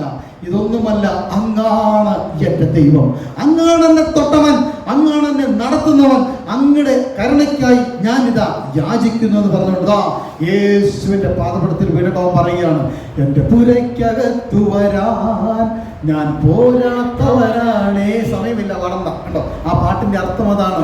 ഈ ശതാധിപൻ യേശുവിനോട് പറയുക, കർത്താവേ, പ്രയാസപ്പെടേണ്ട, എൻ്റെ വീടിനകത്ത് വരാൻ നീ യോഗ്യനല്ലെന്നല്ല, ഞാൻ യോഗ്യനല്ല. നിങ്ങൾ ആലോചിച്ച് നോക്കിക്കേ, യഹൂദ മലനാട്ടിൽ പാർക്കുന്ന ഇത്രയും വരുന്ന പട്ടാളത്തിന് ചുമതല വഹിക്കുന്ന ഒരു വ്യക്തിക്ക് അവൻ താമസിക്കുന്ന വലപ്പരയിലായിരിക്കുമോ? ഓ അല്ല. അവൻ താമസിക്കുന്ന മണ്ണുകൊണ്ട് കെട്ടിയ വീട്ടിലായിരിക്കുമോ? ആരാ അവിടുത്തെ? ഓ, വലിയ പുള്ളിയാ. അദ്ദേഹത്തിന് അവിടുത്തെ പട്ടാളത്തിന്റെ ആ റോമ സാമ്രാജ്യക്കാർ തന്നെ മനോഹരമായിരിക്കുന്ന വെണ്ണക്കല്ലും കൊണ്ട് നിർമ്മിച്ച കൊട്ടാരം ഉണ്ടാക്കി കൊടുത്തിട്ടുണ്ടാവാം. അതിനകത്ത് പാർക്കുന്ന ആള് പറയുക, എൻ്റെ കർത്താവേ, എന്നെ ഉള്ളതുപോലെ അറിയുന്നവനെ, എന്നെ മെനഞ്ഞവനെ, എന്നെ നടത്തുന്നവനെ, എൻ്റെ ഹൃദയത്തിന്റെ തുടിപ്പ് പോലും അറിയുന്നവനെ, എൻ്റെ വെണ്ണക്കല്ല് കൊട്ടാരമൊന്നും ഒന്നുമല്ല. ഓ, എന്റെ മെനക്കകത്ത് വരാനായിട്ട് ഞാൻ യോഗ്യനല്ല എൻ്റെ കർത്താവേ, ഞാൻ പുറത്തേക്ക് വരാന്ന് പറഞ്ഞേ കിടക്കുന്നത് കർത്താവിന്റെ കാൽ. അവന്റെ ആഴമേറിയ വിശ്വാസം കണ്ടിട്ട് കർത്താവ് എന്ത് ചെയ്തു? അത്ഭുതപ്പെട്ടു. എന്തൊരു മാറ്റമാണ് പ്രിയമുള്ളവരെ. 2 വ്യക്തികളെ കണ്ട് കർത്താവ് അത്ഭുതപ്പെട്ടു. ഒന്ന്, പിതൃഭവനക്കാരെയും യേശുവിന്റെ ശിഷ്യന്മാരെയും കണ്ട് കർത്താവ് അത്ഭുതപ്പെട്ടു. മനസ്സ് നൊന്ത് അവിടെ മാറിപ്പോയി. രണ്ടാമത് ശതാധിപനെ കണ്ട് കർത്താവ് അത്ഭുതപ്പെട്ട് ഓടിപ്പോയെന്നല്ല, തിരിഞ്ഞു നോക്കിയിട്ട് പറയുക, എന്റെ ജനമായിരിക്കുന്ന ഇസ്രായേലിനെ രക്ഷിക്കാനാണ് ഞാൻ വന്നത്. അവരിൽ പോലും ഇത്രയും വലിയൊരു വിശ്വാസം ഞാൻ കണ്ടിട്ടില്ല. ഈ 2 പേരുണ്ട്. നിങ്ങൾ ആരോട് കൂടെ ചേർന്ന് ടൈപ്പാണ്? നിങ്ങൾ ഇതിൽ ആരുടെ കൂടെ കൂട്ടുകൂടും? ഇഷ്ടമുള്ളവരോട് കൂട്ടുകൂടാം. കർത്താവ് നമുക്ക് സ്വാതന്ത്ര്യം തന്നിട്ടുണ്ട്. യേശുവിന്റെ പിതൃഭവനക്കാരോടും ശിഷ്യന്മാരുടെ കൂടെ വേണേ കൂട്ടുകൂടാം, ഈ ശതാധിപന്റെ കൂടെ വേണേ കൂട്ടുകൂടാം. നമ്മൾ തന്നെ തീരുമാനിക്കാം. ഈ സമർപ്പണമുള്ള ആഴമായ വിശ്വാസവും ആഴമായിരിക്കുന്ന പ്രത്യാശയും കണ്ടുകൊണ്ട് യേശു അവനെ കണ്ട് ആശ്ചര്യപ്പെട്ടതുപോലെ നമ്മളെ കണ്ട്, നമ്മുടെ വിശ്വാസം കണ്ട് 23-ലെ വിശ്വാസം മാറ്റി വെച്ചിട്ട് 24-ൽ കുറച്ചും കൂടെ ഫോർവേഡ് ആകാനായിട്ടൊരു തീരുമാനം വാൽക്കാലം എടുത്താൽ കർത്താവ് ആശ്ചര്യപ്പെടുക തന്നെ ചെയ്യും. ഹല്ലേലൂയ. കഴിഞ്ഞ വർഷം ഉണ്ടായിരുന്ന വിശ്വാസത്തിന്റെ നിലവാരത്തിൽ നിന്ന് ഞാനിന്ന് മാറി സഞ്ചരിക്കാൻ ആഗ്രഹിക്കുന്നു കർത്താവെ എന്ന് പറഞ്ഞാൽ കർത്താവ് നിന്നെ നോക്കിയെന്ന വൽക്കാലം ആശ്ചര്യപ്പെടുവാനായിട്ട് ഇടയെത്തിരും. അങ്ങനെ ഒരു തീരുമാനം നമ്മുടെ ഹൃദയത്തിൽ എടുക്കാമോ? അങ്ങനെയെങ്കിൽ തീരുമാനം എടുക്കുന്നവർക്ക് വേണ്ടിയിട്ട് 3-ാമതായിട്ടുള്ള ആ വാക്യത്തിലേക്ക് ഞാൻ വരാൻ പോവുകയാണ്. നമ്മൾ ചെയ്യേണ്ടതായിരിക്കുന്ന 3 കാര്യങ്ങൾ. മൂന്നാമത്തെ സംഭവത്തിലേക്കും മൂന്നാമത്തെ കാര്യത്തിലേക്കും നാം വരികയാണ്. എന്തെന്നറിയാമോ? റോമലേഖനം 12-ാമത്തെ അധ്യായം 11-ാമത്തെ വാക്യം വായിക്കുമ്പോൾ അവിടെ ആ തീരുമാനം വളരെ വ്യക്തമാക്കുന്നു. എല്ലാവരും ആ ഭാഗം എടുക്കണം. റോമാലേഖനം, വിശുദ്ധനായിരിക്കുന്ന പൗലോസ് റോമാക്കാർക്ക് എഴുതിയിരിക്കുന്ന ലേഖനം 12-ാം അധ്യായം അതിൻ്റെ 11-ാമത്തെ വാക്യമാണ് നമ്മൾ വായിക്കാൻ പോകുന്നത്. ആ വാക്യത്തിൽ ഇങ്ങനെയാണ്, ഞാനിത് വായിക്കാം. ഉത്സാഹത്തിൽ മടുപ്പില്ലാതെ ആത്മാവിൽ എരിവുള്ളവരായി കർത്താവിനെ സേവിപ്പീൻ. സ്തോത്രം. ഇവിടെ കാണുന്നത് എന്താണെന്നറിയാമോ? ഉത്സാഹത്തിൽ മടുപ്പില്ലാതെ. നമ്മുടെ 3 തീരുമാനങ്ങൾ എന്തായിരിക്കണം? ഒന്നാമത്തെ തീരുമാനം ഉത്സാഹത്തിൽ മടുപ്പില്ലാത്തവരായിരിക്കണം. രണ്ടാമത് നമ്മുടെ ഉള്ളിൽ ആത്മാവിനൊരു എരിവുള്ളവരായിരിക്കണം. മൂന്നാമത് എതിരേലും പിന്നെ അങ്ങ് പോയാൽ പോരാ, കർത്താവിനെ സേവിക്കണം. ഈ 3 കൂട്ടം കാര്യങ്ങൾ നമ്മുടെ ജീവിതത്തിൽ ഉണ്ടാവണം. സെന്റ് പോൾ അല്ലെങ്കിൽ വിശുദ്ധനായിരിക്കുന്ന പൗലോസ് ആരാണെന്ന് ചോദിച്ചാൽ അദ്ദേഹത്തിന്റെ അനുഭവം പുള്ളി തന്നെ പറയുന്നത് ഇങ്ങനെയാണ്, മറ്റാരുടെയും വാക്കുകളല്ല. 1 കൊരിന്ത്യർ ലേഖനം 15-ാം അധ്യായത്തിന്റെ 8-ാമത്തെ വാക്യത്തിൽ എടുത്ത് വായിക്കേണ്ട, ഞാൻ പരാമർശിച്ച് വിടുകയാണ്. 1 കൊരിന്ത്യർ ലേഖനം 15-ാം അധ്യായം 8-ാമത്തെ വാക്യത്തിൽ പൗലോസ് ഇങ്ങനെ പറയുന്നു, ഒടുവിൽ അകാല പ്രജ പോലെയുള്ള എനിക്കും അവൻ പ്രത്യക്ഷനായി. എന്താണ് ഈ അകാല പ്രജ എന്ന് പറഞ്ഞാൽ? മച്യൂരിറ്റിയിലെത്താതെ ഡെലിവറി ആകുന്ന ആ കുഞ്ഞിന് പറയുന്ന പേരാണെന്ത്? അകാല പ്രജ, മലയാളത്തിൽ പറഞ്ഞാൽ. എന്ന് വെച്ചാൽ മാസം തികയാതെ പ്രസവിക്കുന്ന ഒരു കുഞ്ഞ്. ആ കുഞ്ഞിന് എന്തെങ്കിലും ഡിസബിലിറ്റി ഉണ്ടാവില്ലേ? ഒന്നെങ്കിൽ അതിൻ്റെ തല വലുതായിരിക്കും, അല്ലെ ഒരു ഭാഗത്തെ കാല് കൈ കാണത്തില്ല, ഇനി ഉണ്ടെങ്കിൽ തന്നെ കാല് കൈ മുടന്തനായിരിക്കും, ചിലപ്പോൾ ഒരു കണ്ട് തള്ളിയിരിക്കും, അല്ല ചിലപ്പോൾ മൂക്ക് കാണില്ല. ഇങ്ങനെയുള്ള പ്രശ്നങ്ങൾ എന്തെങ്കിലും ആ കുട്ടിക്കുണ്ടാവും. ഉറപ്പല്ലേ? അതാണ് മച്യൂരിറ്റി എത്താതെ പ്രസവിക്കുന്ന കുട്ടി. അതിന് പറയുന്ന പേരാണ് അകാല പ്രജ. പ്രജയാണെന്നാണല്ല പൗലോസ് പറയുന്നത്, അകാല പ്രജ പോലെയുള്ള എനിക്കും അവൻ പ്രത്യക്ഷനായി. എവിടെ വരെ എത്തിച്ചു പൗലോസിനെ? 3-ാം സ്വർഗത്തോളം അവനെ ഉയർത്താനിടയായി തീർന്നു. Praise Lord. പൗലോസിന്റെ ജീവിതത്തിന്റെ അനുഭവം പറയുകയാണെങ്കിൽ അപ്പോസ്തല പ്രവൃത്തി 9-ാം അധ്യായത്തിൽ തുടങ്ങുന്നതായിരിക്കുന്ന അവന്റെ അനുഭവം, ഡമസ്കാസിന്റെ പടിവാതിക്കൽ വെച്ച് എന്ത് ചെയ്തു? ഒരു വെളിച്ചം അവനെ ചുറ്റുമിന്നി കണ്ണു കാണാത്തവനെ താഴെ വീണപ്പോൾ തുടങ്ങുന്ന തന്റെ ക്രിസ്തീയ ജീവിതം ഇങ്ങനെ പോവുകയാണ്. എന്ത് ചെയ്തു? ശുഷ്കാന്തി സംബന്ധിച്ച് ക്രിസ്തുവിന്റെ സഭയെ ഉപദ്രവിക്കുവാനായിട്ട് ഇടയായി തീർന്നു. ശിഷ്യന്മാരെ അനേകരെ വാർത്തെടുക്കുവാനിടയായി തീർന്നു. ഏഷ്യ മൈനറിന്റെ വിവിധ ഭാഗങ്ങൾ സഞ്ചരിച്ചുകൊണ്ട് പൗലോസ് എന്ത് ചെയ്തെന്നറിയാമോ? സഭകൾ സ്ഥാപിക്കുവാനായിട്ട് ഇടയായി തീർന്നു. അനേക സ്ഥലത്ത് സഭകൾ സ്ഥാപിക്കുവാൻ പൗലോസിന് കർത്താവ് കൃപ കൊടുത്തു. അനേക തരത്തിലുള്ളതായിരിക്കുന്ന കഷ്ടതയിൽ കൂടി കടന്നു പോകാനിടയായി തീർന്നു. പട്ടിണിയിൽ കൂടി കടന്നു പോകാനായിട്ട് ഇടയായി തീർന്നു. ആപത്ത് ധാരാളം സംഭവിക്കുവാനിടയായി തീർന്നു. വാളിനാൽ അറക്കപ്പെടേണ്ട സാഹചര്യത്തിൽ കൂടി പോയി. 1 കുറയാ 39 അടി പല പ്രാവശ്യം കൊള്ളാനിടയായി തീർന്നു. വസ്ത്രം ധരിക്കാത്ത നിലയിൽ അവനെ പിടിച്ചുകൊണ്ട് കെട്ടി കാലുകൈ കൂട്ടുകെട്ടി ആമത്തിലിട്ട് അടിച്ച് തൊലി പൊളിക്കുവാൻ വരെ ഇടയായി തീർന്നു.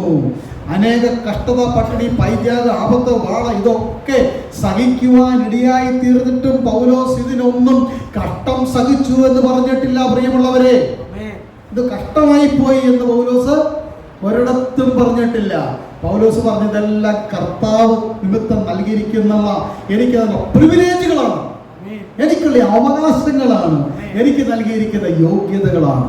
പക്ഷെ പൗലോസ് പറഞ്ഞു ഒരു കഷ്ടം. ഇപ്പോൾ മുമ്പ് പറഞ്ഞതെല്ലാം ഈ ലോകം കൊണ്ട് അവസാനിക്കുന്നതാണ്. ഇവിടെ ഇട്ടിട്ട് പോകാം. ഇവിടെ കഴിഞ്ഞ് മുകളിലോട്ട് ചെല്ലുമ്പോൾ ഒരു കഷ്ടം നമ്മളെ പിന്തുടരും. ആ കഷ്ടം എന്താണെന്ന് കേൾക്കണോ? ആ കഷ്ടത്തെക്കുറിച്ച് പൗലോസ് പറയുകയാണ്, സുവിശേഷം അറിയിക്കുന്നില്ല എങ്കിൽ എനിക്ക് അയ്യോ കഷ്ടം. ഈ കഷ്ടം ഇവിടെ കൊണ്ട് തീരുകയില്ല. അവിടെ ചെന്ന് തമ്പുരാന്റെ മുമ്പിൽ നമ്മൾ വരി നിരനിരയായിട്ട് നിൽക്കുമ്പോൾ കർത്താവ് ചോദിക്കും, നിനക്ക് ഈ ഭൂമിയിൽ ജീവിക്കുവാൻ ഞാൻ 45 മുതൽ ഇങ്ങനെ അങ്ങോട്ട് എത്ര വർഷങ്ങൾ നിനക്ക് നൽകി തന്നു? ഇതിനിടയ്ക്ക് നീ എത്ര പ്രാവശ്യം എന്റെ സാക്ഷിയായി തീർന്നു? എത്ര പേർക്ക് നീ ട്രാക്ട് എടുക്കാനിടയായി തീർന്നു? എത്ര പേരോട് എന്നെ കുറിച്ച് നീ പറഞ്ഞു?